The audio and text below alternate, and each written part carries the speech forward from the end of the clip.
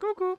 Sachez que là, je suis en train de préparer une vidéo qui est très grosse et très importante, mais qui je pense fonctionnera pas suffisamment, en tout cas elle fera pas clairement les 1000 vues. Il y a moyen, mais on en parlera ce soir dans le récap sur la vidéo sur Super Mario Bros que je vous conseille d'aller voir. Nouvelle grosse vidéo de la chaîne. Et je prépare plein de nouvelles grosses vidéos comme ça, enfin voilà, on parlera de tout ça ce soir.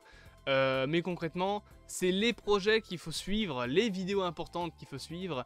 Et j'avoue qu'avec le temps que ça me prend de les faire, à savoir 2 jours entiers pour faire une vidéo comme ça me ferait chier qu'elle fasse 10 vues quoi. Bon, pour l'instant, la vidéo sur Herobrine par exemple, elle a fait plus de 1000 vues et c'était très cool. Et d'ailleurs, j'ai gagné plein d'argent avec ça. Enfin, j'ai gagné 2,47€, mais 2,47€ c'est pas mal quand t'as la communauté que j'ai.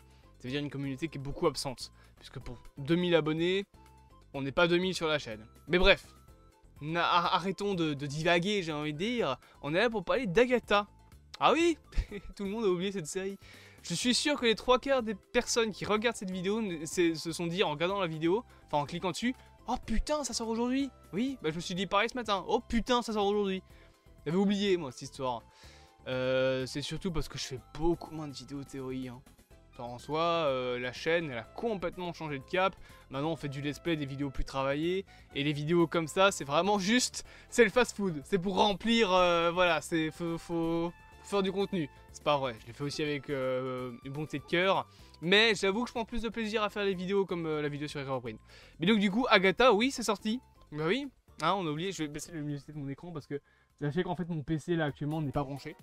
Flemme de démonter tout mon matos, du coup j'ai pris mon PC débranché. Et comme c'est un PC portable, voilà, il va pas tenir 1 heure comme ça. Du coup on va faire une vidéo de pas 1 heure. Du coup Agatha, House of Darkness, Coven of Chaos, All Along, vous appelez ça comme vous voulez. Agatha, voilà, nique ta mère, c'est très bien Agatha. Nouvelle série du côté de Marvel Studios. Voilà, directement beaucoup de gens ont dit ouais ça va être un flop, ça va être de la merde. Je suis pas à moitié, on va dire en désaccord sur le fait que ça risque de ne pas marcher en termes de vues, de visibilité. Je pense pas que la série sera un gros succès financier, mais en termes de critique, voilà, ça a l'air d'être pour l'instant une série qui est bien notée, sans plus. Enfin en fait c'est un peu compliqué parce qu'elle est notée quasiment 80%. 80% c'est très bien, d'accord. Je fais un film, il t'appelait 80%, j'arrête ma carrière. C'est faux.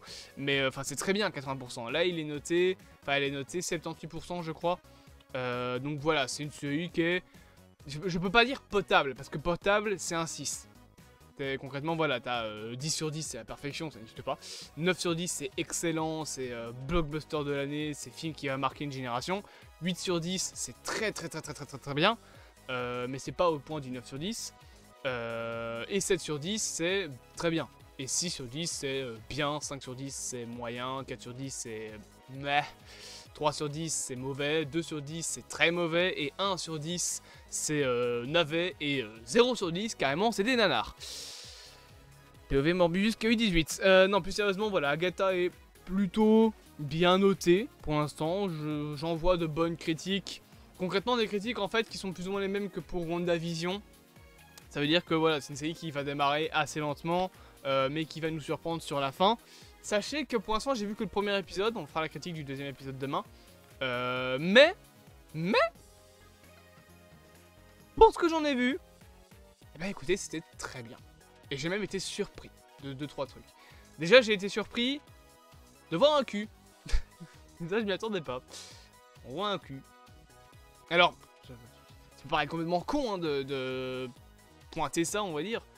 Est-ce que c'est vraiment le bon mot? Je sais pas, peut-être pas, je suis pas sûr de la tournure de la phrase là. Mais dans le sens où je rappelle qu'on est chez Marvel. Je pense que c'est le premier cul qu'on voit chez Marvel. J'irais dénudé, un cul dénudé. Des arrières, on va dire, de personnages, on en a vu plein. Mais un cul dénudé, c'est la première fois qu'on voit ça chez Marvel. C'est pas gage de qualité, mais moi j'ai été surpris, je me suis fait ah, Marvel qui laisse un cul comme ça, ok. Putain, cette phrase, ça veut rien dire quoi. Marvel laisse un cul. On en est là. Écoute, en soi, ça... Est-ce que ça montre qu'ils veulent se laisser un petit peu plus aller? Je sais pas.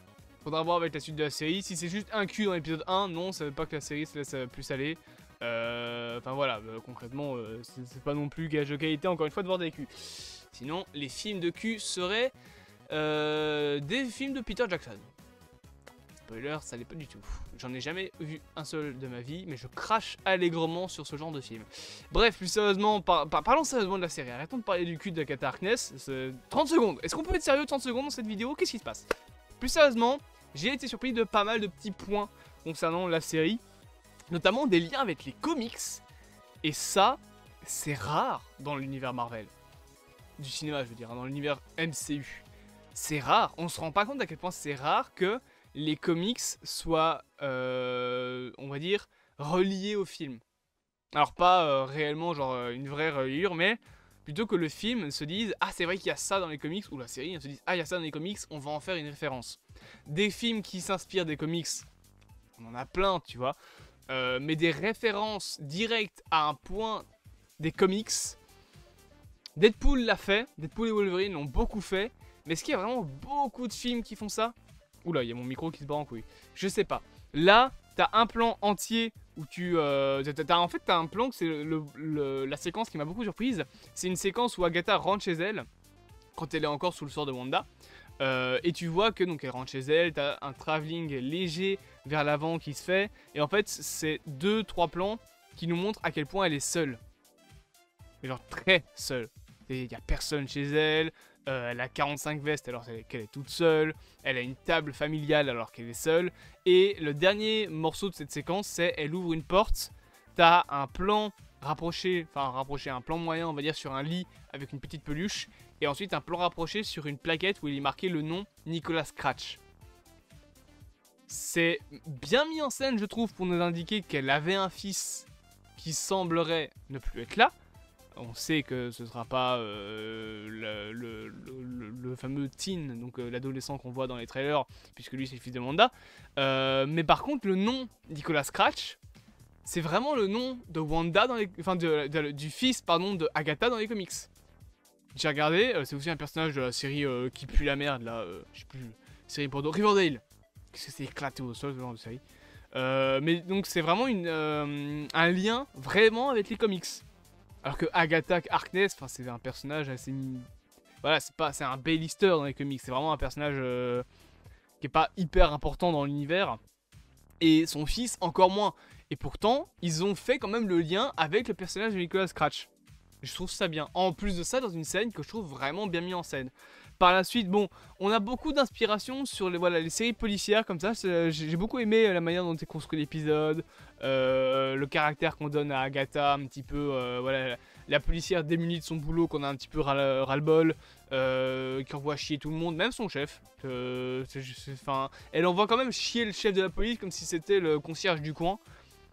Ça m'a surpris un petit peu, j'étais genre ok, je savais pas qu'on parlait comme ça à son supérieur aux États-Unis, mais d'accord, pourquoi pas, c'est la police après tout, je dis voilà. Mais bref, je trouve quand même que l'épisode voilà, m'a pas mal surpris sur certains points.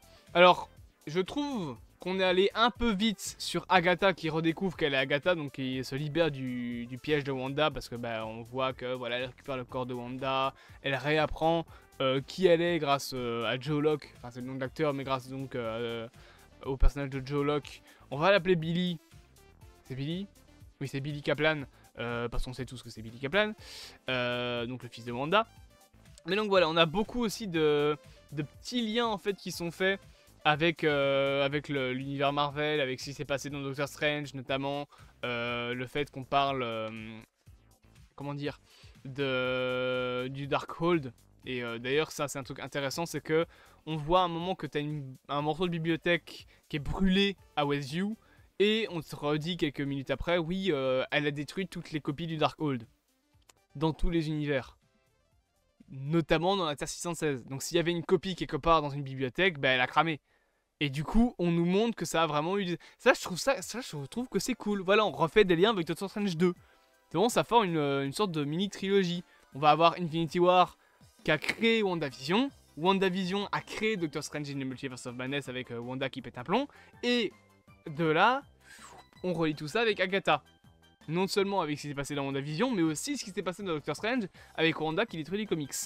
Donc voilà, il y a pas mal de petits points comme ça qui sont faits. En termes de mise en scène, ça m'a surpris. En termes de colorimétrie, C'est assez proche d'une série comme Dark, donc je trouve ça intéressant. Voilà, c'est assez tamisé comme couleur. Il y a pas mal de sombres qui sont présents. Et un point, et je vais clôturer ma critique là-dessus, mais un point que j'ai trouvé intéressant, on va dire, pour une théorie potentiellement, mais je ne ferai probablement pas de vidéo, c'est, on nous dit que le corps de Wanda, donc on sait très bien que c'est le corps de Wanda, c'est montré à la fin de l'épisode. Enfin, on voit pas le corps réellement, mais on sait qu'elle a les cheveux roux parce que ça dépasse de la bêche mortuaire, et enfin de la... c'est pas une bêche, c'est... comment on appelle ça? Le drap mortuaire, et en plus sur l'étiquette il y a marqué Wanda Maximoff. Mais du coup, on nous dit qu'elle a de la terre dans les doigts, enfin genre au niveau des mains, qui vient pas de là où son corps a été découvert, il n'y a pas d'empreinte de pas, elle n'a pas été traînée au sol, donc clairement, elle a été posée là. Sauf que la terre, et ça c'est intéressant, qu'elle a dans les doigts, on pourrait se dire, ouais, bah, ils vont dire que ça vient genre, je sais pas moi, je sais pas où est le mont Mandragore, mais je pense que c'est au Népal ou un truc ainsi, donc ça vient du Népal. Non, non, non. Ça vient d'Europe de l'Est. Ok, bon, si vous y connaissez pas en univers Marvel, vous n'allez peut-être pas notifier ce que ça signifie, mais Europe de l'Est.